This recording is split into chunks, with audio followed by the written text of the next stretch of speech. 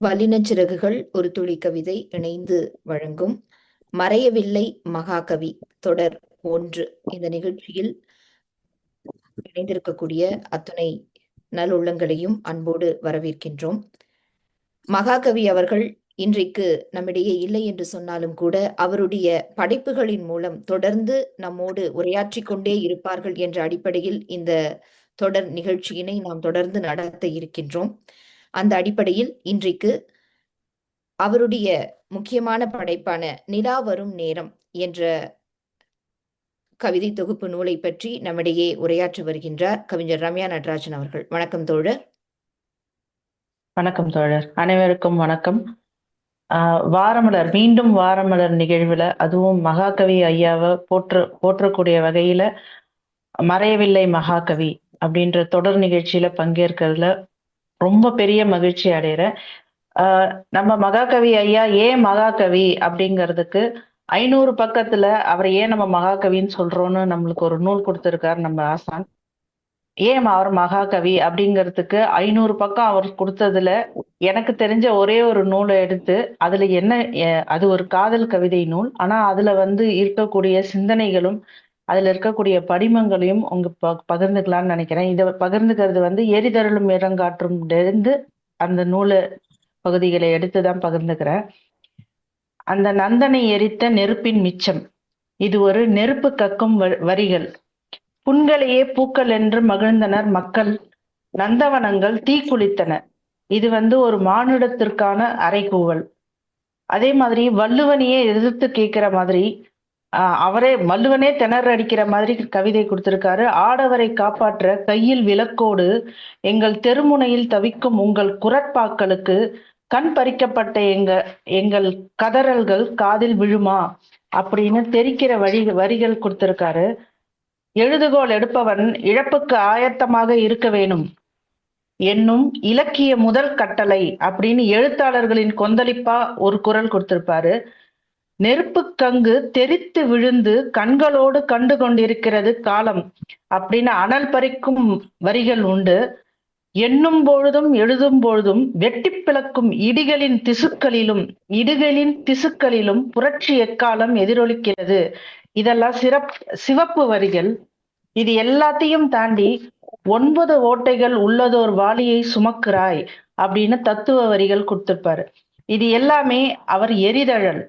அப்ப அவருக்குள்ள இருக்கிற இளங்காற்று பக்கம் என்ன அப்படின்னு பார்த்தோம்னா, இளங்காற்றுக்கு அழகியல் எழுதியிருக்காரு. முக்கியமா குழந்தைகளுக்கான பாடல்கள், கவிதைகள் எழுதியிருக்காரு. குடைராட்டினம், கவின் குறுநூறு, யோரான் குரல், இப்படி நிறைய. நம்மளுக்கு எல்லாருக்குமே தெரிஞ்ச பாட்டு பள்ளிக்கூடம் போக வேண்டும் பாப்பா எழுந்திரு அப்படின்னு.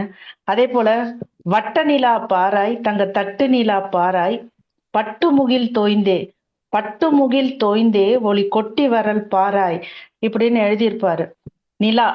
நிலா வரும் நேரம் ஒரு ஒரு குளுமையான நேரமும் கூட. நிலா வந்ததுனாலே கூட காதலும் வரும். அப்ப காதல் ஒரு மென்மையான உணர்வு, இருக்கிறதுலயே மென்மையான உணர்வு காதல், வலிமையானதும் கூட. அதுல மென்மையான உணர்வு காதல். அத ஐயா எப்படி நம்மளுக்கு கவிதையில கொடுக்குறாரு அப்படிங்கிறத பார்க்கணும்னா, அவருடைய கவிதை தொகுப்புகள் இத்தனை கவிதைகள் எழுதியிருக்காரு. அந்த கவிதைகள்ல நிலா வரும் நேரம் அப்படின்ற ஒரு புத்தகம், அதை தவிர இசை அமைக்கும் இமை அசைப்புகள் அப்படிங்கிற ஒரு கவிதை நூல், கதவை தட்டிய பழைய காதலி, அப்புறம் வசன கவிதையா சிலிர்ப்புகள், கண்ணுக்கு வெளியே சில கணாக்கள். இந்த நூல் எல்லாமே காதல் கவிதை நூல்கள். இது எப்பவும் ஒரு எரிதழல், ஒரு சீரிய சிந்தனை, சிவப்பு சிந்தனையோடயே இருக்கக்கூடியவருக்கு இந்த பக்கம் காதல் கவிதை எல்லாம் எழுத வராதோ அப்படின்னு சொல்லிட முடியாது. காதல் கவிதையும் இருக்கு. இந்த பக்கமும் பேரன்பை பத்தி எழுதுவாரு, அந்த பக்கமும் சிவப்பு சிந்தனையை கொண்டு வருவாரு. அதை இந்த கவிதைகள்ல நம்ம பார்க்க முடியும்.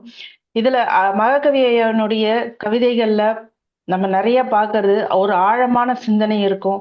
வேறுபட்ட கோணத்துல அவருடைய பார்வை இருக்கும். அவருடைய பொருள் செறிவு நிறைய இருக்கும். சொல் சிக்கனம் இருக்கும். அந்த சொற்கள்லாம் வரிசை கட்டி நடக்கும், அவர் பொறுக்கி எடுத்து போட்டுக்குவாருன்னு நினைக்கிறேன். அந்த மாதிரி சொல் சிக்கனம் இருக்கும். அந்த இடத்துல வேற சொல் போட முடியாது. அந்த மாதிரி ஒரு சொல் வச்சு அமைச்சிருப்பாரு. அது எல்லாத்தையும் தாண்டி அதுல ஒரு படிமங்கள் இருக்கும். எப்படின்னா ஒரு தாமரை மொட்டு இருக்குன்னா அதை அலர்த்தி அலர்த்தி அலர்த்தி உள்ள மகரந்தம் பாக்குற மாதிரி அப்படி பின்னி வச்சிருப்பாரு படிமங்களை. ஐயாவினுடைய இசை அமைக்கும் இமை அசைப்புகள் அதுல வந்து தித்திப்பு திடல்கன்று தன்னுடைய முன்னுரையில் அவர் சொல்றாரு, ஒரு வசந்தத்தை அடையாளம் காட்ட ஒரு பெரிய பூங்கா வேண்டியதில்லை. ஒரு வசந்தத்தை அடையாளம் காட்ட ஒரு பெரிய பூங்கா வேண்டியதில்லை. ஒரு சின்னஞ்சிறு அரும்பு போதும், மலர் போதும் அப்படின்னு சொல்லுவாரு. அதே மாதிரி இவருடைய நூல் நிலா வரும் நேரம்ன்ற காதல் கவிதைகள் நூலையே ஒரு கவிதையும் நம்ம எடுத்து எடுத்து பிரிச்சு பிரிச்சு ஆராய்ந்து பார்த்தா அதுல ஒரு பெரிய வசந்த காலம் உள்ள இருக்கும். இப்ப நிலா வரும் நேரம்ன்றது 1984 ஆண்டு வெளியிடப்பட்ட நூல். இது வந்து மொத்தம் 22 காதல் காதல் காதல் இதுல இருக்கு. இதுல வந்து காதல்னா என்ன, அது எப்படி தோணுது அப்படின்னு பொதுவா வந்து சொல்றது கண்ணோடு கண் நோக்கி, கண்கள் களவாடி இப்படி எல்லாம் இருக்கும். ஐயாவினுடைய இந்த நூல்ல முதல் கவிதையே நீதானா அப்படின்ற ஒரு கவிதை. அந்த கவிதையில வந்து என்ன இருக்குன்னா, காதலன், காதலி, கித்தார், கீதம், இவ்வளவுதான். அது பின்னி இருக்கிற விதம், அதை நம்ம படிக்க படிக்க அதுக்குள்ள இருந்து நமக்கு கிடைக்கக்கூடிய நிறைய திறவுகள், அது வந்து நான் இப்ப சொல்றேன். அதை ஆரம்பிக்கும் போதே எப்படி ஆரம்பிக்கிறாருன்னா, ரோஜா பூவின் இடுப்பில் வளர்ந்த கனவு, ரோஜா பூவின் இடுப்பில் வளர்ந்த கனவு வாலிபம் பெற்று வந்தது என் முன். நீதானா அது? அன்று கித்தாரின் மீது என் விரல்கள், எதிரில் நீ, கீதம் எங்கோ. இப்படிதான் ஆரம்பிக்கிறாரு. இப்போ முதல் சந்திப்பு, அடுத்தது பார்வை பரிமாற்றம். அப்ப என்ன நடக்குதுன்னா, கித்தாரின் மீது என் விரல்கள், கீதமாக என் எதிரில் நீ. அடுத்த கட்டம் வராங்க. காதலி வந்து முன்மொழியும் போது அங்க சொல்றாரு, அங்க ஒரு அழகான வரி உண்டு. உதடு குவித்து நீ தமிழ் மொழியின் கண்ணமும் என் ஆன்மாவும் முத்தத்தால் சிவந்து போக செய்கையில். அதுதான் தமிழன்பன் இல்லையா? தமிழ் மொழியின் கண்ணமும், எங்க காதலி முத்தம் கொடுக்குற இடத்துல தமிழ் மொழியின் கண்ணமும் என் ஆன்மாவும் முத்தத்தால் சிவந்து போக செய்கையில். அப்ப என்ன நடக்குதுன்னா, கித்தார் என் கையில், என் விரல்கள் உன்மீது, கீதம் எனக்குள். அடுத்தது, என் காதோரம் அந்த பூவால் பாடம் போட்டு என் தெளிவை தீர்த்து விட்டாய் அப்படின்ற ஒரு வரி. என் தெளிவை தீர்த்து விட்டாய், தெளிஞ்சிட்ட, விளங்கிடுச்சு, நிறைஞ்சு போயிட்டேன்ல, தீர்ந்து போவதுதான் காதல் அப்படின்ற ஒரு தீர்க்க தரிசனம். அந்த இடத்துல என்ன சொல்றாருன்னா, என் மீது உன் விரல்கள், உன் மீது என் விரல்கள், கீதம் நமக்குள், கித்தார் எங்கோ. அது என்ன கித்தார், கீதம், காதலன், காதலி அப்படின்னா, இது ஒரு எனக்கு எனக்கு என்ன தோணுச்சுன்றத சொல்றேன். எனக்கு வந்து அது ஒரு குறியீடாக தோணியது. கித்தார் என்பது காதலனும் காதலியும் சந்திக்கக்கூடிய சந்தர்ப்பங்கள், இல்ல அவங்களுக்குள்ள இருக்கக்கூடிய ஈர்ப்பு, அந்த மாதிரி நம்ம எடுத்துட்டா கீதம்ங்கிறது காதல். அப்ப என்ன, முதல்ல சந்திப்புல கித்தார் அவன் கையில இருக்கு, கீதம் எங்கேயோ காற்றுல இருக்கு, காதலிய சந்திக்கிறான். அந்த இடத்துல அப்படி சொல்றாரு. பார்வைகள் பரிமாறிக்கொண்ட போது அப்பயும் கித்தார் இவர்கிட்ட இருக்கு, அதுக்கப்புறம் கீதம் வந்து அவகிட்ட, காதலி கிட்ட இருக்குன்னு. காதலி முன்மொழியும் போது காதல் காதலனுக்குள்ள வருது. கடைசியில எப்படி முடிக்கிறாருன்னா, 2 பேருக்கும் கித்தார் தேவையில்லைன்ற இடத்துக்கு வந்து காதல் மட்டுமே போதுன்ற நிலைமைக்கு வரும்போது கித்தார் எங்கோ அப்படின்னு முடிச்சிருவாரு. உனக்கும் எனக்கும் நடுவுல என் விரல்கள் உன் மீது, உன் விரல்கள் என் மீது, கீதம் நமக்குள், காதல் நம்மளுக்குள்ள வந்துருச்சு, இப்ப கித்தார் எங்கோ. அதை இணைத்து காதல், எதனால காதல் ஏற்பட்டதுன்ற காரணங்கள்லாம் தள்ளி போய் கித்தார் எங்கோ அப்படின்னு முடிச்சிருப்பாரு. இதை படிக்க படிக்க இது காதலுக்காக மட்டும் எடுத்துக்க முடியாது, இன்னும் படிக்க படிக்க அதுல நிறைய திறவுகள் இருக்கு. அது காதல்ன்ற ஒரு வார்த்தை அதுல போட்டிருக்காரு, அதனால அது காதல் கவிதை. இத்தனை ஆழமான சிந்தனை ஒரு அழகியல் வரிகளுக்குள்ள இருக்கு. இன்னொன்னு வந்து ஐயாவினுடைய படிமங்கள் பத்தி சொன்னோம். அந்த படிமங்கள்ல வந்து வருவதும் வராததும் அப்படின்ற ஒரு கவிதையில இருக்கு. அது இதனுடைய அந்த கவிதையினுடைய கரு வந்து, வருவதும் வராததும் உன் விருப்பம், உன் வருகைக்காக காத்திருப்பது என் தவம். இதுதான் அந்த கவிதையினுடைய கரு. அதுல ஒரு வரிகள் வருது, உன் உதடுகளை அபிடேகம் செய்து வழிந்த புன்னகையை பகிர்ந்து கொண்ட பகல்களின் உபரி பிரகாசம், நீ வரும் வழிகளில் பூக்களில் அருவி கொட்டி கொண்டிருக்கும். உன் உதடுகளை அபிடேகம் செய்து வழிந்த புன்னகையை பகிர்ந்து கொண்ட பகல்களின் பகல்களின் பிரகாசம் இல்ல, பகல்களின் உபரி பிரகாசம் நீ வரும் வழிகளில் பூக்களில் அருவி கொட்டி கொண்டிருக்கும். இது இன்னும் இன்னும் எப்படி உள்ள உள்ள உள்ள உள்ள போகுது. அதுதான் அந்த தாமரை அலர்ந்து உள்ளுக்குள்ள நம்ம மகரந்தம் எடுக்கிற மாதிரி அந்த படிமங்களுக்குள்ளேயே நம்மளை சுத்தி சுத்தி இந்த வரிகள்ல நம்ம சுத்தி சுத்தி வந்துகிட்டே இருப்போம். அவர் என்ன சொல்றாரு? உதடுகளை அபிஷேகம் செய்து வழிந்த புன்னகை. அந்த புன்னகை ஒரு உதட்டுல இருக்கு. அதை அபிஷேகம் செய்து வழிந்த புன்னகை. அது கூட பகல்களின் பிரகாசம் இல்லாம பகல்களின் உபரி பிரகாசம். அது அந்த சொல்லாடல், அந்த சொல்ல தேர்வு பண்ணி அங்க அது வேற எதுவுமே போட முடியாது அந்த இனிமையை சொல்வதற்கு. அப்படி ஒரு படிமங்களை கொடுத்திருப்பாரு. இப்போ இந்த இந்த கவிதை காத்திருப்பு பத்தி தான் இதுல நிறைய கவிதைகள் இருக்கு. இந்த காத்திருப்புன்றது எப்பவுமே சுமை, அது ஒரு வலியா தான் இருக்கும். அப்படிங்கறத தாண்டி ஆஹ் எதுலையுமே ஒரு உயர் சிந்தனை, ஒரு நிதர்சனத்தை, ஒரு நிஜத்தை சொல்லக்கூடிய அளவில் நம்ம மகாகவியை பார்க்கலாம். இந்த கவிதையில சொல்றாரு, நாள்கள் என்னுடைய கல்லறைக்கு வேண்டிய கற்களை என் வீட்டின் முன் கொட்டிவிட்டு கைகளை உதறும் போது சிதறும் துகள்கள் நம் காதலின் பதாகையை மாசுபடுத்துகின்றன அப்படின்னு. இது ஒரு ஒரு காத்திருப்பின் வழி. இது அதான் ஒரு உயிர் வழி அப்படின்னு சொல்லணும் அப்படின்னு தோணும் போது அந்த அந்த கவிதைக்குள்ள அவர் சொல்ல வர விஷயம், நாள்கள் என்னுடைய கல்லறைக்கு வேண்டிய கற்களை என் வீட்டின் முன் கொட்டி அப்படின்னு கொண்டு வர்றாரு. அது ஒரு நிதர்சனம், அது ஒரு நிஜம். அந்த மரணம் அப்படிங்கிற ஒளியை நோக்கிதான் நம்மளோட வாழ்க்கை பயணமே அமைஞ்சிருக்கு இல்லையா? அப்ப அந்த அந்த இடத்த காதல் கவிதையில கொண்டு வர்றாரு. அது ஒரு காத்திருப்பின் வழி மட்டும் இல்ல, அது ஒரு நிதர்சனமும் கூட. அதே மாதிரி சில வரிகள் தூக்கங்களாக நீ துண்டு போட்டுக்கொள். ஆஹ் உறங்குவது போல ஒரு சாக்காடுன்னு ஒரு வரி இருக்கு இல்லையா? அதை நான் இங்க உணர்ந்தேன். தூக்கங்களாக நீ துண்டு போட்டுக்கொள் அந்த கவிதையில, தடித்த இந்த இரவு தட்டில் என் மரணத்தையும் உனக்கு அனுப்பி வைக்கிறேன். அதையும் நீ உனக்கு வேண்டிய அளவில் தூக்கங்களாக துண்டு போட்டுக்கொள் அப்படின்னு. இதுவும் காத்திருப்பின் வழிதான். எனக்கு காத்திருக்க முடியல, எனக்கு மரணமே வந்துரும் போல இருக்கு, என் மரணத்தை கூட அனுப்புறேன், நீ தூக்கமா துண்டு போட்டுக்கோனா. மரணம் என்பதே துண்டு துண்டு துண்டு துண்டான தூக்கங்கள் தானே. பெரிய தூக்கம் மரணம், குட்டி மரணம் தூக்கம். அததான் இங்க அந்த சிந்தனை இருக்கு இல்லையா, அதுக்காக சொல்ல வர. இது காதல் கவிதைகள் தான். ஆனா காதல் கவிதைகள் தான் அப்படின்னு மேலோட்டமா மென்காற்றா மட்டும் பார்த்துட்டு போக முடியாது. அதுல இருக்கிற சொல்லாடல், அதுல இருக்கிற பொருள், அதை நம்ம பார்க்கும்போது ரொம்ப ஆழ சிந்தனைகள் தான் இதுல இருக்கு. அதே போல இன்னொரு கவிதை, தோல் மாற்றி சுமக்க அப்படின்னு. தனிமையை நானே தொடர்ந்து சுமப்பேன் என்று தப்பு கணக்கு போட்டு விடாதே. தோல் மாற்றி சுமக்க எனது மரணமும் தயாராகவே இருக்கிறது அப்படின்னு சொல்லியிருப்பாரு. இத படிக்கும் போது மரணம் என்பது ஒரு ஆசுவாசம் தான். இப்ப மரணமே இல்லாம இங்கேயே இருந்துகிட்டே இருந்துருவோம் போது ஒரு சின்ன பயம் கூட நம்மளுக்கு வரும். அப்ப மரணம் என்பது ஒரு ஆசுவாசம்.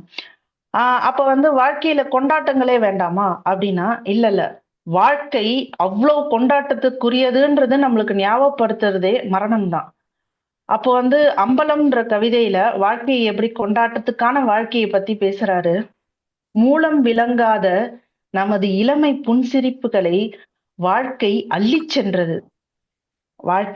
சென்றது. இங்க ஒரு அழகான அழகான அழகியல். அது என்னன்னா, அதன் விரல் இடுக்கில் விழுந்தவை.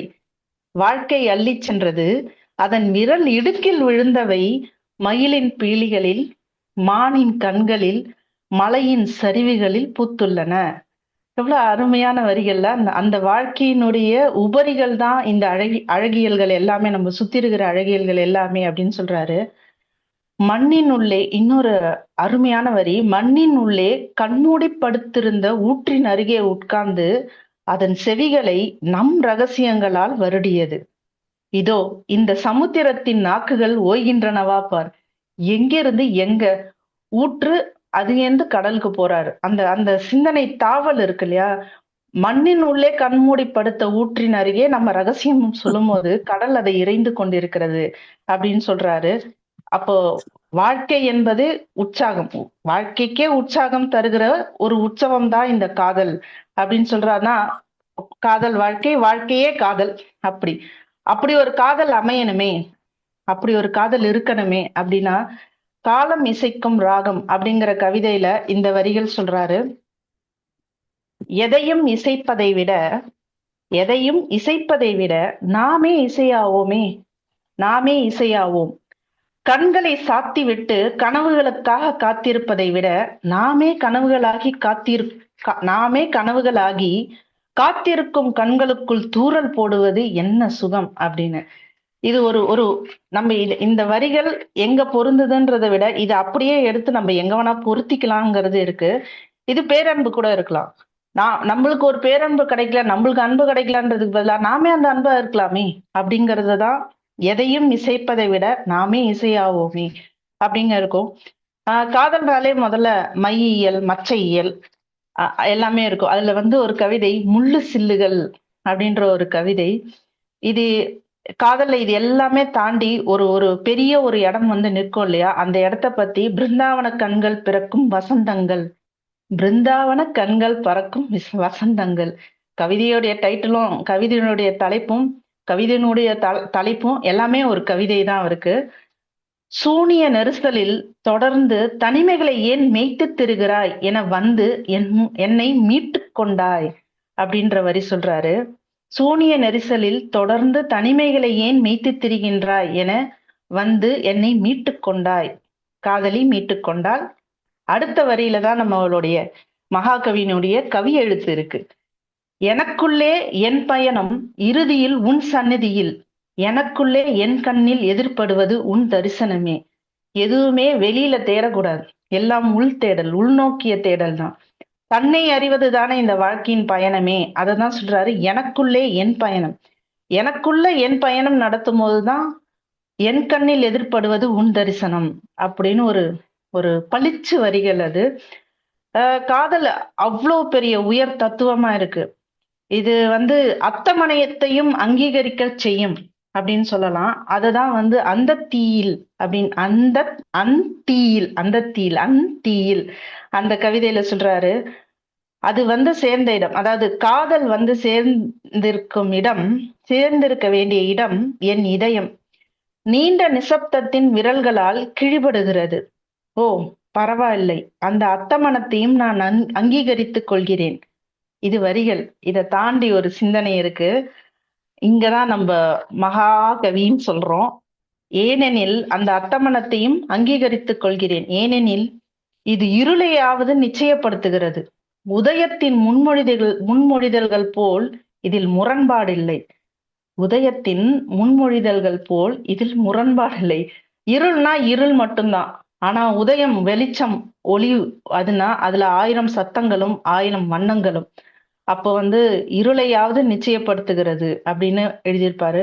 அப்போ உதயமே வேணாமா அப்படின்னா இல்ல வேணும். இதய விளக்கிலே நான் என்னை படிக்கிறேன், உதயம் வரும் என என் உயிருக்கு சொல்கிறேன் அப்படின்னு பௌர்ணமி அலைகள் கவிதையில சொல்லியிருப்பாரு. இது என்ன உதயம் வேணுமா உனக்கு இருள் வேணுமானா, காதல் எதை கொடுத்தாலும் வாங்கிக்கிறேன் அப்படிங்கறதுதான் அதுதான் காதல். அங்கதான் கொண்டு நிறுத்துறாரு. இலையுதிர்கால இதயத்தின் வாசலில் குப்பைகளை கூட்டி நகம் தேய்ந்த என் ஞாபகங்களுக்கு வசந்தம் எழுதிய சிபாரிசு கடிதத்தை ஏந்தி என் முன் நின்று, என்னிடம் கொடுத்து இல்லை, என் முன் நின்று முகவரியை சரிபார்த்து முறுவலிக்கும் இவள் யார் அப்படின்னு இவள் யாருன்ற கவிதையில சொல்லியிருப்பாரு. ஒரு ஒரு வரிக்கும் ஒரு ஒரு அப்படி வருது. என் முன் நின்று கொடுத்தாள் எல்லாம் இல்ல, என் முன் நின்று முகவரியை சரிபார்த்து முறுவலிக்கும், கொடுத்துட்டா கூட இல்லை, முன்னின்று முறுவலிக்கும் இவள் யார் அப்படின்னு. அவள் யாருன்னா அவளேதான். அப்போ இன்னொரு கவிதை, அவ கூட என்ன, காதலி கூட என்னன்னா, பகல் ரொட்டி துண்டுகளாக பித்து இருளில் அணைத்து ஊட்டுவோம் அப்படிங்கிறாரு. இந்த சிந்தனையை யோசிக்கவே முடியல. பகலை பிச்சு பிச்சு இருள்ல தோச்சு திங்கலாங்கிறாரு அவரு. சூரியனின் மூப்படைந்த கடைசி ரேகை. ஐயா இப்போ அக்னையா அந்த வார்த்தைகள் எல்லாம் தொகுத்துட்டு இருக்காரு, சொற்கள் தொகுத்துட்டு இருக்காரு. சூரியனின் மூப்படைந்த கடைசி ரேகை, இது ஒரு வரி, இதையும் சேர்த்துக்கணும்னு நினைக்கிறேன். சூரியனின் மூப்படைந்த கடைசி ரேகை, என்ன ஒரு பயங்கரமான சிந்தனை அது. சூரியனின் மூப்படைந்த கடைசி ரேகையும் வாழ்வின் இறுதி இரவும் தீரும் வரை கவிதைகளை நம் தேன்மாலை பொழுதுகளாக தினமும் புனைந்து வருவேன். இது மகாகவி காதல் பயப்பட்டா இப்படிதான் இருக்கும். இப்போ சரி, ஒரு காதலனே கவிஞன் ஆயிடுவான். மகாகவி இப்படி சொல்லுவாரு: காலம் இசைக்கும் ராகம் நான், பூமி தனக்கென புனைந்து கொண்ட புது கவிதை நாம், இப்படின்னு கவிதைகள் படிப்பாங்க. இது எல்லாமே சரி. உயர் சிந்தனையும் பொது உடைமை கொள்கையும் சமத்துவமும் இது எல்லாமே இருக்கக்கூடிய நம்ம மகாகவி காதல் எப்படி இருக்கும் அப்படின்னா, காலம் நம்மை அலங்கரிக்க அவ்வாவிய இசை கோலத்திற்கு ஏற்ற ராகத்தை எங்கிருந்து பெற்றது? சிம்மாசன புரிகளின் சிருங்கார சபையில் இருந்தா? பாவத்தை கழுவும் அழுக்கு தீபாராதனை மண்டபங்களில் இருந்தா? இல்லை, பகட்டு களங்கம் படியாத பளிங்கு கிராமத்தில் வியர்வையில் சுதி கூட்டும் ஒரு தெம்மாங்கில் இருந்துதான் அப்படின்னு ஒரு பெரிய சிந்தனையை கொண்டு இறக்கும் போது, அப்ப காதல் இன்னும் அந்த அந்த காதல் இன்னும் உயர்வா தெரியுது, இன்னும் ஆழமா தெரியுது. அது மட்டும் இல்ல, கிழக்கு கிளையில் அப்படின்ற கவிதை வரிகள், அந்த கவிதை முழுக்கவே ஒரு சீரிய சிந்தனை இருக்கும். அதுல சொல்றாரு, அது ஒரு அழகான வார்த்தை, உழக்கல்ல உலகம். உழக்கல்ல, கைப்புடின்னு சொல்லுவோம், இவர் உழக்குன்றார். உழக்கல்ல உலகம் என்று நம் சிறகால் எழுதுவோம் வா அப்படின்னு. அதே மாதிரி இன்னொரு வரி, சம உரிமை சமவெளியில் சந்திப்போம் வாலிப நதியே வா. சிந்தனையே அப்படிதான் இருக்குல்ல, மானுடத்திற்காக யோசிக்கிற சிந்தனையா. நீ காதலனா இருந்தாலுமே மானுடத்தை பத்தி யோசிக்கிற மகாகவி. பொது உடைமை பொன் கனா கனிய நம் பங்கினை அளிப்போம் வா. காதலி கிட்ட பேசுற வரிகள். பொது உடைமை பொன் கனா கனிய நம் பங்கினை அளிப்போம் வா. கற்பனைகளை சுமக்கும் கண்களோடு மட்டுமல்ல, இதுதான், கற்பனைகளை சுமக்கும் கண்களோடு மட்டுமல்ல, கைகள் ஆயுதங்களோடும் புறப்படுவோம் அப்படின்னு. இது அப்ப காதலுங்கிறது வெற்று உணர்வு கிடையாது, அது தன்னிலை உயர்த்தும் ஒரு வரம்னு சொல்லணும். அது எப்படின்னா, இரு கரங்களையும் நீட்டி எல்லாத்தையும் வாரி அணைச்சிக்கிற ஒரு காதலுங்கிறத தாண்டி போனா பேரன்பு, எல்லாத்தையும் வாரி தனக்குள் சேர்த்து கொள்வது தானே காதல் உணர்வுங்கிறது. அத்தனை வலிமையானது அப்படின்னா, ஆமா, அவ்வளவு வலிமையானதுதான். காலமாகாத காலம் தனது நொடிகள் சிலிர்க்க இசைப்பதை கேள்.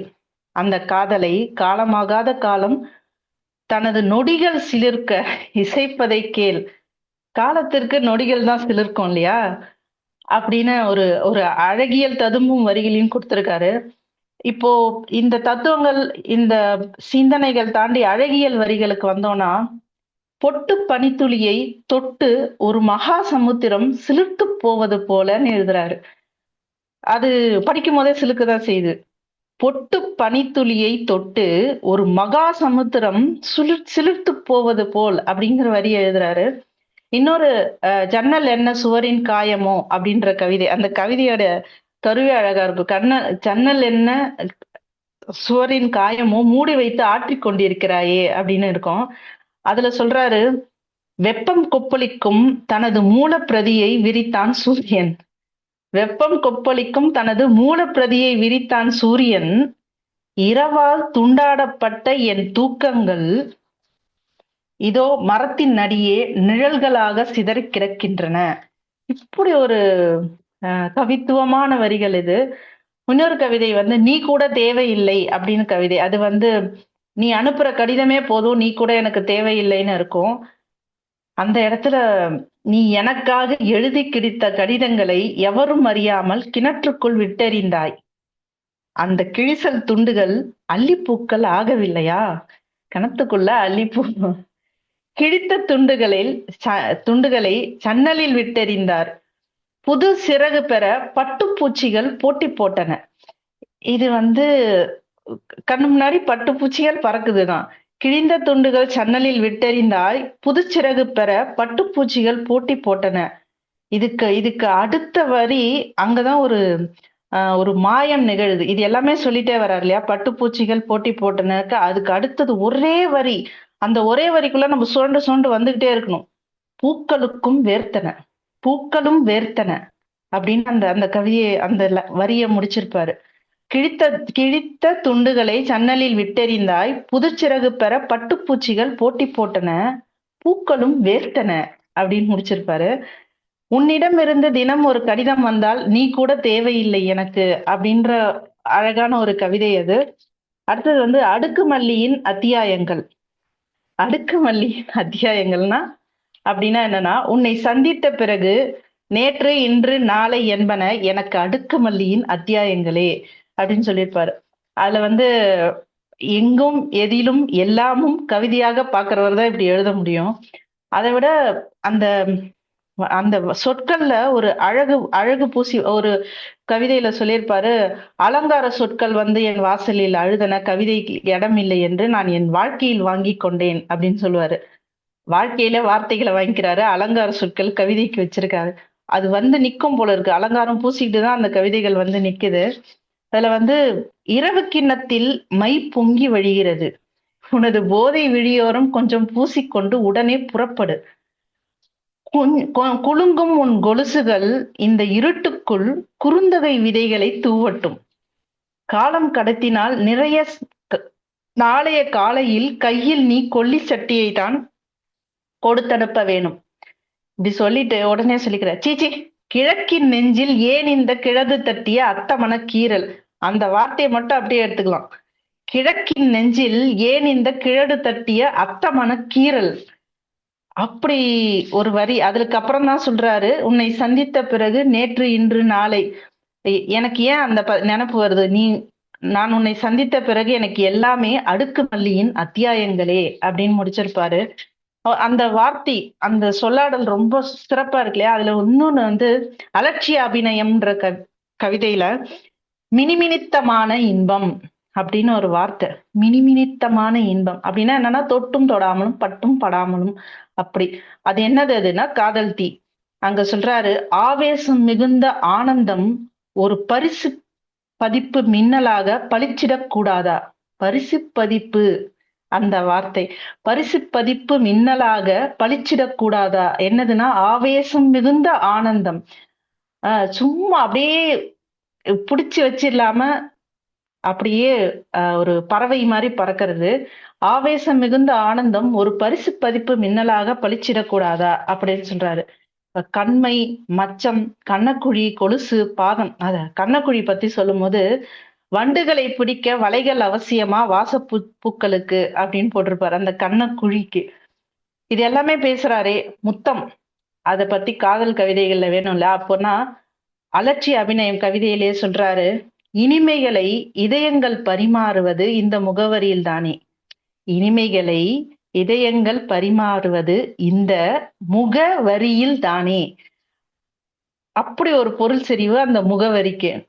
காலங்காலமாய் சிறை கம்பிகளுக்கு பின்னால் காத்து நின்று காதல் சவத்திற்கு கோடி போட கண்களால் ஒரு துணி நெய்வதை காட்டிலும் சுதந்திரமாக ஒரு தழுவலில் உயிர்க்கு விடுதலை தருவது எவ்வளவு சுகம். புடிச்சு வச்சு என்ன பண்றது, ஃப்ரீயா விட்டுறணும். பறவை போல பறந்து இறகுகளை விரித்து கைகளை விரித்து அவ்வளோ சுதந்திரமா இருந்துட்டு போயிடலாம். அது எவ்வளவு பெரிய சுகம். மனதினுடைய விடுதலை தானே, மனதினுடைய சுதந்திரம் தானே உண்மையான சுதந்திரம். அப்ப எல்லாமே இந்த மனத்தின் திரைக்குள்ளதான் நடக்குதுன்னும் போது மனத்தை சுதந்திரமா வச்சுக்கணும்ன்றதுதான் அதோடைய ஆழ் சிந்தனை. இந்த இந்த நிலா வரும் நேரத்துல எல்லாமே வந்து நீல் கவிதைகளா இருக்கும். அதுல வந்து முக்கியமா எனக்கு அந்த கண்ண மச்சம்னு இருக்கும். உன் கண்ண மச்சத்திற்குள் இமை துடுப்பசைத்து சென்ற கண்கள் திசைகளை இழந்து விட்டன. மச்சத்துக்கு ஒரு வரி சொல்றாரு, ஓர் எழுத்து ஒரு கவியோ அப்படின்னு.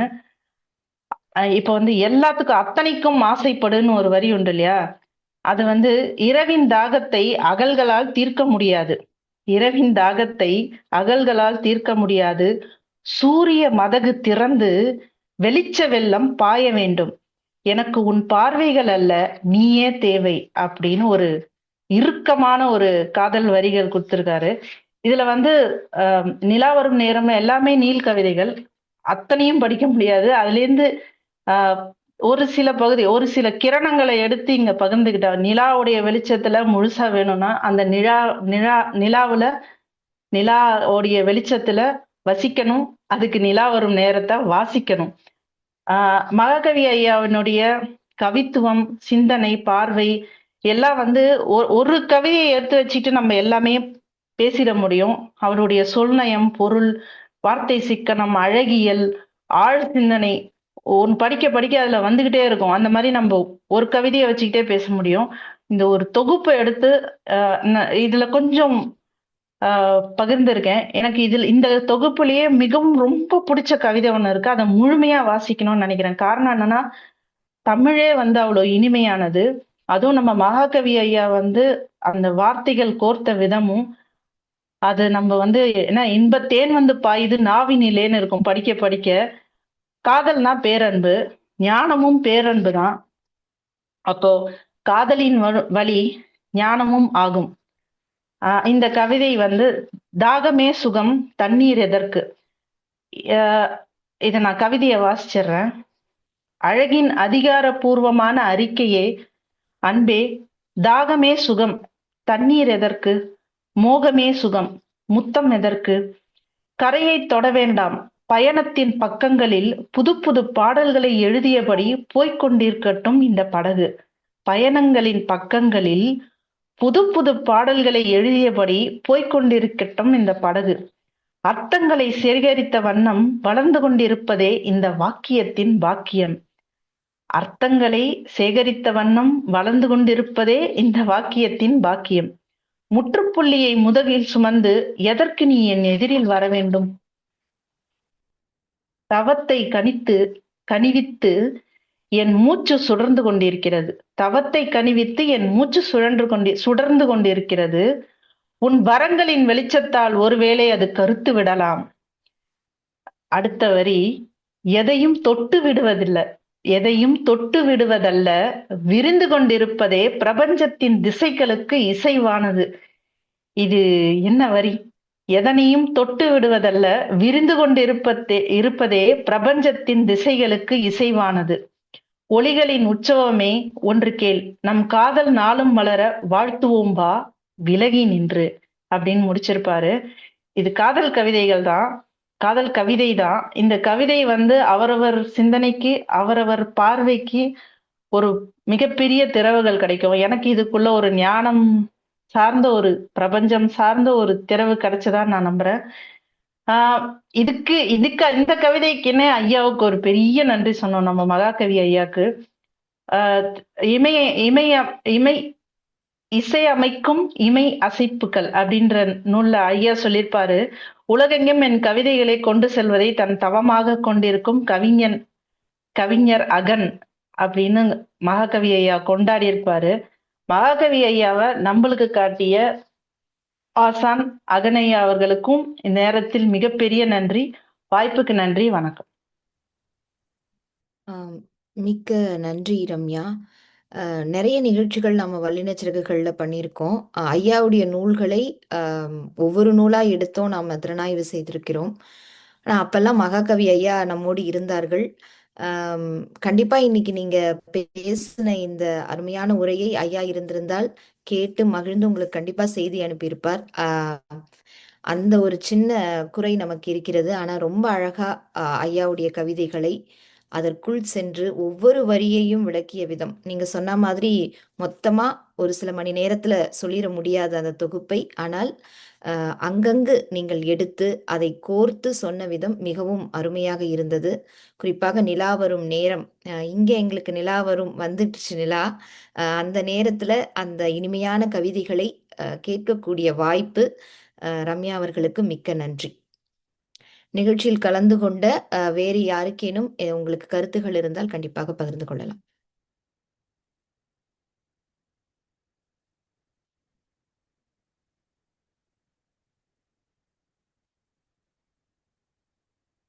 சரி, கருத்துக்களை வந்து அவங்க நிறைய பேரு அந்த வணக்கம் வணக்கம் வணக்கம் வணக்கம் இளவரசி. அனைவருக்கும் அன்பு வணக்கம். அகன் ஐயா உள்ளிட்ட அனைவருக்கும் வாழ்த்துகள், பாராட்டுகள். ரம்யாவுடைய பேச்சை கேட்டு ரொம்ப ரொம்ப மகிழ்ச்சி அடைஞ்சேன். ரொம்ப மன நிறைவு கிடைச்சிச்சு. நிறைய ஐயாவுடைய சொல்லாடல்கள், ஐயாவுடைய அந்த அழகியல், ஐயாவுடைய கற்பனை வளம் எல்லாமே சிறப்பா எடுத்து இயம்பின ரம்யாவுக்கு சிறப்பான வாழ்த்துகள். இப்படித்தான் ஒரு படைப்பாளன் வாழ்ந்து கொண்டிருக்கிறார். எல்லா காலத்திலயும் வாழ்ந்துகிட்டு இருக்கிறாங்க. படமாகவும் பாடமாகவும் அவருடைய எழுத்திலும் வாழ்ந்துட்டு இருக்கிறாங்கிறத அகன் ஐயா மூலமா நம்ம எல்லாரும் உணர்ந்து செயல்படுறோம் அப்படிங்கிறது எனக்கு மிகுந்த மன நிறைவை தருது, மிகுந்த பெருமையாவும் இருக்கு. அகன் ஐயாவுக்கு என்னுடைய நன்றியும் வாழ்த்தும். அனைவருக்கும் வாழ்த்துகள். கனிமொழிக்கு சிறப்பான வாழ்த்து. ஒவ்வொரு தடவையும் இந்த மாதிரி அந்த ஒருங்கிணைப்பு செய்து அதுக்காக உங்களுடைய நேரம் என்னன்றதே பார்க்காம இப்படி பெருமுயற்சி உங்களுடையது கனிமொழி. வாழ்த்துகள். இணைப்பில் இருக்க எல்லாருக்கும் வாழ்த்துகள். நன்றி நன்றி. ரம்யாவுக்கு சிறப்பான வாழ்த்துகள். நன்றி இளவரசி. இது ஒரு கூட்டு முயற்சி தான். ஒருங்கிணைப்பு ராஜியம்மா, அந்த சுற்றோலை மஞ்சுளா தோழர், தொடர்ந்து நிறைய இதுல நமக்கு ஊக்கம் கொடுத்துட்டு வர்றது நம்முடைய அகனையா. அதனால கண்டிப்பா இவர்கள் எல்லோரும் சேர்ந்துதான் இதை இயக்கி கொண்டிருக்கின்றார்கள். நன்றி உங்களுடைய வாழ்த்துக்களுக்கு. ஆமா, நானு மஞ்சுவுக்கும் ராஜி அக்காவுக்கும் வாழ்த்து சொல்லணும். எப்போதுமே நீங்க எல்லாருமே கடுமையா உழைக்கிறீங்க, அதை நான் பார்த்து பூரிப்படைகிறேன். ஆனா உங்க அளவுக்கு என்னால இதுல பங்களிப்பு கொடுக்க முடியலையே ஒழிய, ஆனா உங்களை எல்லாம் பார்த்து நான் பூரிப்படைகிறேன், பெருமை அடைகிறேன். வாழ்த்துகள். நன்றி நன்றி தோழர். நீங்க வணக்கம். வணக்கம் கனிமொழிமா. வணக்கம். நிகழ்ச்சியில இளவரசி அம்மா சொன்னது போல உங்களுடைய குழு மூலமா நான் உங்களுடைய உழைப்புகளையும் உங்களுடைய டெடிகேஷனையும் நான் பார்க்குறேன். ராஜிமா ஐயா, அகன் ஐயா, ரம்யா, மஞ்சு எல்லாருக்கும் என்னுடைய வணக்கங்களையும் அன்பையும் தெரிவிச்சுக்கிறேன். என்னால் பெருசா ஒன்றும் சொல்ல முடியல. ஒரு சின்ன கவிதை ஒன்று வாசிக்கிறேன். பேச்சற்ற மோனத்தில் பெருந்தவமாய் உன்னை யோசிக்கிறேன். நேசத்தின் சுவடுகளில் நீளும் நினைவுகள் யானை பாதையாய் விரிகிறது. வார்த்தை போதவில்லை ஐயா, வார்த்தை போதவில்லை ஐயா, உன் ஞாபகங்களில் தலை சாய்த்து கொள்கிறேன். வெளி நீராய் வழிகிறது மொழி. உன் கவிதைகள் காதோரம் பேசி ஏதோ ஒரு சமாதானத்தை சன்மானமாய் தருகிறது மடியில். போகிறது பொழுது, போகட்டும் போகட்டும், பொழுது வரும், ஒரு பொழுது வரும், வந்தடைவேன். நீ இருக்கும் பரவலிக்கே நானும் ஒரு நாள். அதுவரையில் உன் சம உரிமை சிந்தனையால் வான்மொழிகளும் எனக்காய் ஒரு ராஜபாட்டை போட்டு விடுவீர்கள் என்று தோன்றுகிறது. வணங்குகிறேன் ஐயா, தமிழ் அன்பரே.